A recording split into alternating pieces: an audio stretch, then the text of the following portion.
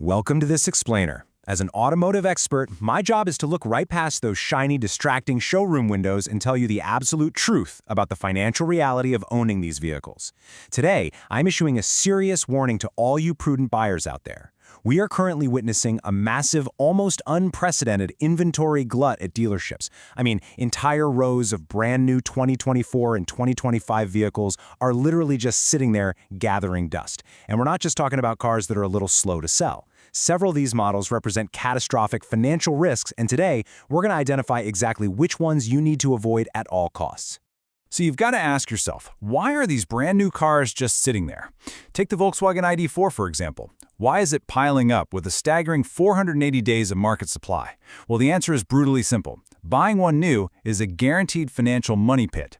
Today we're looking at 18 specific vehicles where the collapse in consumer demand makes total sense. From massive depreciation drops to crippling mechanical and software failures, the fact that buyers are walking away from these models isn't just logical, it's actively protecting their wallets. To figure out the true total cost of ownership over the next 5 years, we're breaking this down into 6 key areas, starting with dealership traps, then mechanical risks, the EV trap, depreciation pits, safer alternatives, and finally, a total risk summary. By the end of this, you'll have exactly what you need to make a solid automotive investment.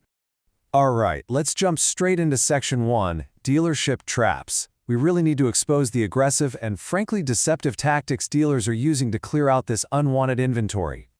Just look at this sheer desperation.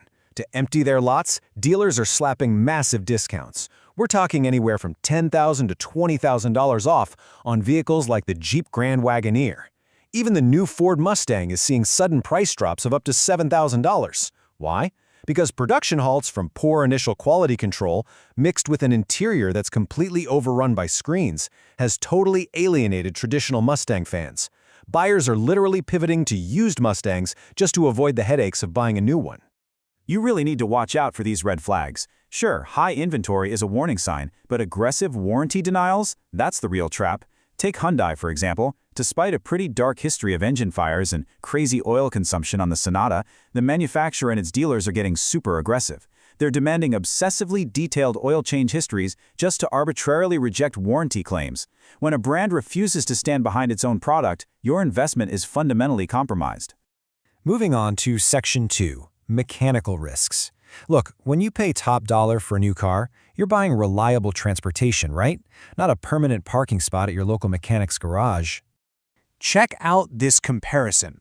On one hand, you have the disastrous history of the Jeep Pentastar 3.6-liter engine, which is infamous for valve issues that fail before hitting even 40,000 miles. On the other hand, you have their supposedly brilliant new offering, the Hurricane Inline 6. This ultra-complex twin-turbo engine, found in the pricey Grand Wagoneer and the heavy Dodge Charger, which actually dropped its V8 for this platform, is already requiring complete engine rebuilds before it even reaches that same 40,000-mile mark. It is an absolute engineering nightmare. And it doesn't stop at the engine. Jeep Gladiator owners are dealing with some serious drivability issues. Because of its solid front axle, the truck constantly wanders on the highway, which turns a $50,000 purchase into a really stressful daily chore. Add in a tiny bed that can't even fit a standard sheet of plywood, and you've got a vehicle that completely fails as both a daily driver and a utility truck. Now, the crucial point here is that these aren't just minor annoyances. The Mazda CX-90 is a major financial risk because of a really jerky transmission and recurring coolant leaks on its hybrid models. Then you have the Hyundai Santa Cruz, which suffers from a dangerous dual-clutch transmission shudder that literally causes it to roll backward during hill starts. And maybe scariest of all, the Mitsubishi Eclipse Cross has a collision mitigation system that slams on the brakes out of nowhere while drivers are trying to merge onto the highway. It's incredibly dangerous. Let's shift gears to Section 3, the EV obsolescence trap. In this highly volatile market, traditional mechanical failures are being replaced by an even more terrifying nightmare for buyers: digital obsolescence. Remember those 480 days of supply for the VW ID.4? Well, technological obsolescence is the culprit. Its old-school 12-volt lead-acid battery completely fails and literally bricks the entire car, even if the main battery is fully charged. Worse yet, Volkswagen completely abandoned the version 3 software updates for pre-2024 models. They instantly turned those cars into tech dinosaurs overnight. We're seeing similar software crashes over at Cadillac with the Lyriq 2, where the screens just freeze completely at random. Unlike gas-powered cars that have traditional mechanical breakdowns, luxury EVs hide massive financial risks in their highly complex proprietary tech. The Tesla Model X is a great example. Its sales are tanking because those famous Falcon doors are an absolute curse to maintain. The sensors constantly decalibrate, and when the system breaks, you are looking at $5,000 to $8,000 per door to fix it. The predictable long-term cost of ownership is just terrifying. And then there's the tragedy of the Fisker Ocean, which is the ultimate EV trap. After a massively hyped launch, buyers were immediately hit with frozen interfaces and critical brake failures. While the company burned through all its cash straight into bankruptcy, owners were completely abandoned. A $60,000 initial investment collapsed into a $15,000 paperweight with absolutely zero warranty or manufacturer support.